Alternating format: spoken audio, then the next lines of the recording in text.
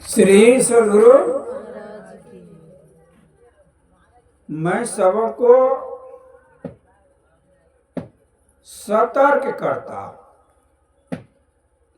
जैसे भगवान शिव पार्वती को राम कथा सुना रहे थे, तो भगवान शिव ने पार्वती से क्या कहा?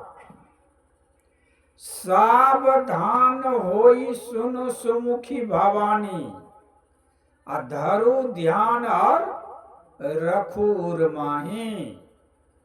हे भवानी, मैं कथा कह रहा हूं, सावधान होकर के सुनिए और सुन कर के उस पर विचार कीजिए, अपने हृदय में रख लीजिए। मेरे कहने की भाव है कि मैं तो एक साधारण अवस्था में आकर के मंच पर बैठ गया। मेरे हाथ में कोई करताल झाल नहीं है, पैरों में पायल नहीं है कि आपको झूम झाम करके ही सुना करके मस्त कर दो। हाँ, मस्त कर दूंगा। अपने वाणी से आपके ज्ञान को जगा देंगे, जो जन्म जन्म के सोए हुए आपका मन है। तो मैंने कहा भागवत पुराण से कि यह शरीर का 9 अवस्था होता है, 16 संस्कार होता है। यह जीव कहां से आया, कहां समाया, किस में वास करके किससे लिपट गया। यह निर्गुण से जियारा आए है जीव, यह शरीर रूपी सगुण में समा गया, इसी काया में वास कर के माया में लिपटा गया, और जहां से आया उसको भुला गया। कैसे भुला गया?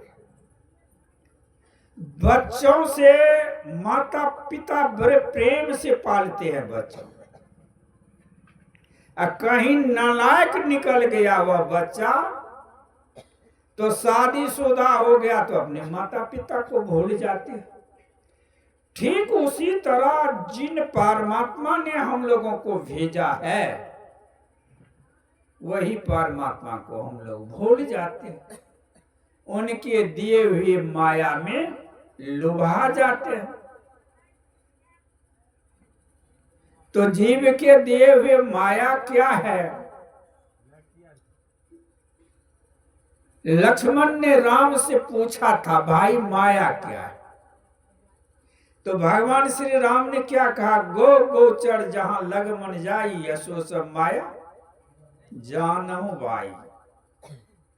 यह आंख यह मन जहां लग जाए वही माया है। तो हम लोगों को सतर्क रहना है, ज्ञान की बात सुनना है। माता जी शरीर छोड़ दी, मरने काल की अवस्था आई, शरीर छोड़ दिया, तो माता जी के शरीर को सम्मान के साथ जलाया गया, दाह संस्कार कर दिया गया, और पुराण के अनुसार उनका कर्म भी कर दिया गया।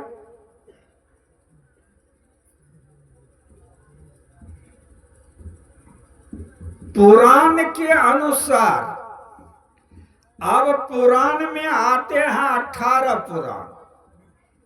सब पुराण का कहना क्या है? वह विचार अलग अलग है सब पुराणों का, लेकिन सब में दान की महिमा गाया गया है।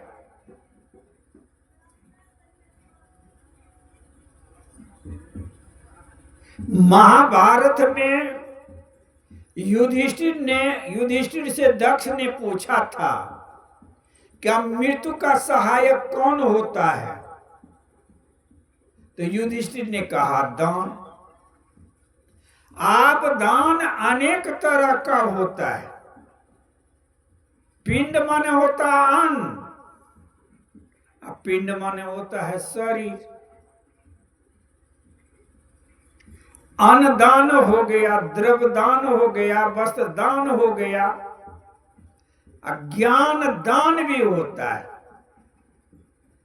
माता जी को पिंड दान हो गया, अन्न दान हो गया, वस्त्र दान हो गया, द्रव्य दान हो गया, लेकिन कहां से सुबुद्धि आ गया ये जयनारायण भाव के, शिवनारायण भाव के, रामनाथ बैजनाथ के मन में कि ज्ञान दान भी कर दो। आपको अन्न दान करेंगे, भरपेट खिला देंगे, अभी खाए बोरे भूख लग जाएगा, लेकिन ज्ञान दान दे कर करके आदि जीवन निर्वाह की ज्ञान हो जाए, आपके यहाँ आएंगे मांगने के लिए? नहीं आएंगे। और इसमें ज्ञान दान में लौकिक ज्ञान परलौकिक ज्ञान ही नहीं मिलता है, यहाँ परम पद की प्राप्ति का भी ज्ञान मिलता है। जो ज्ञान पाकर के जीव आदि कर्म में कर करके जीवन में उतार करके उसमें परिपूर्ण हो जाता है, तो उनका जीवन निहाल हो जाता है, वह कभी दुख का मुख ही नहीं देखेगा। तो मैंने कहा दान, दान के संबंध में विदर्भ देश के राजा श्वेत, उन्होंने दान नहीं किया था, वह मारा तो ब्रह्मलोक गया, तो उनको भूख प्यास बहुत लगता था, भूख प्यास बहुत लगता था, तो उन्होंने ब्रह्मा जी से कहा कि मुझे भूख प्यास बहुत लगता है। तो ब्रह्मा जी ने कहा तू जीवन में दान नहीं किया, इसलिए तुम्हें भूख प्यास सताता है। कहा तो हमारी भूख प्यास कैसे समाप्त होगा? कहा अमुक द्वीप में मनुष्य का शरीर मरा हुआ है, जाकर के वही भोजन करो। तो ब्रह्मा के ही विमान से राजा श्वेत गए द्वीप में और मनुष्य का मांस खाता था। मनुष्य का मांस खा करके रोज आता था। भूख तो ऐसी है पेट का, आज खाओ कल ही भूख लग जाएगा, भूख सुबह का और शाम लग गया, शाम लगा सुबह हो गया। इसी तरह वह द्वीप में जाता, अपना मांस खाता चले आता, मनुष्य का मांस खाते चले आते। उन्होंने ब्रह्मा जी से कहा हम कब तक ही मनुष्य का मांस खाते रहेंगे? कहा जब तक तुम्हें अगस्त ऋषि से मुलाकात नहीं होगा तब तक तुम्हारा भूख प्यास नहीं मिटेगा। एक दिन की कहानी है, यह ब्रह्मा के विमान से ही गए, द्वीप में उतर कर करके मांस भक्षण कर रहे थे।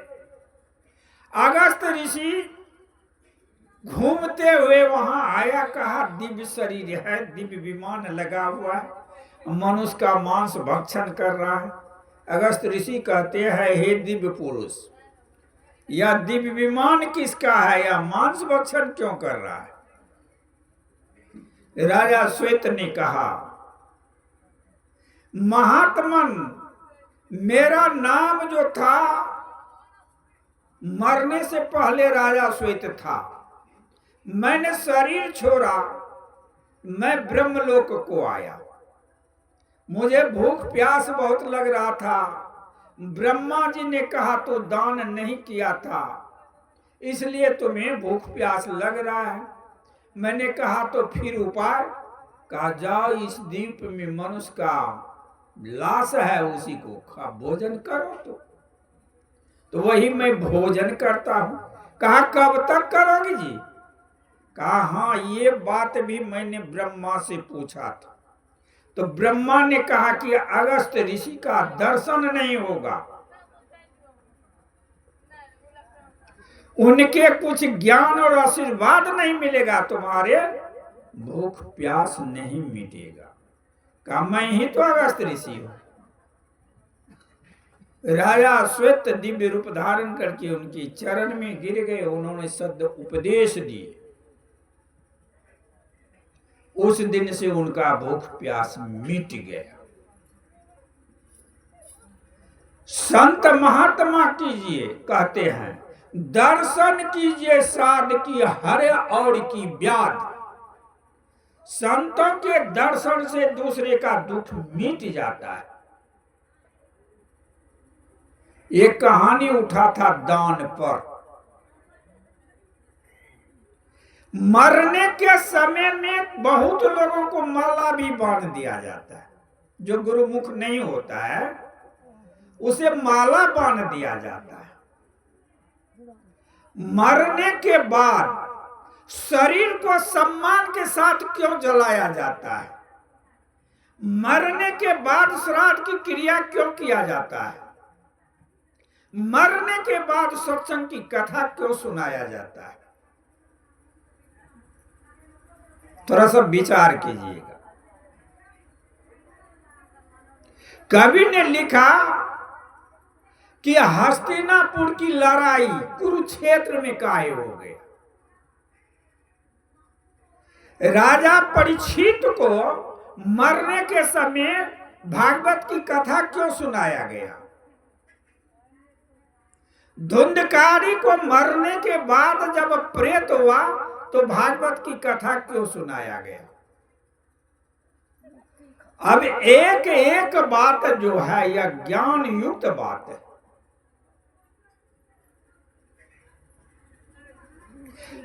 मैंने अभी कहा हस्तिनापुर की लड़ाई कुरुक्षेत्र में क्यों हुआ?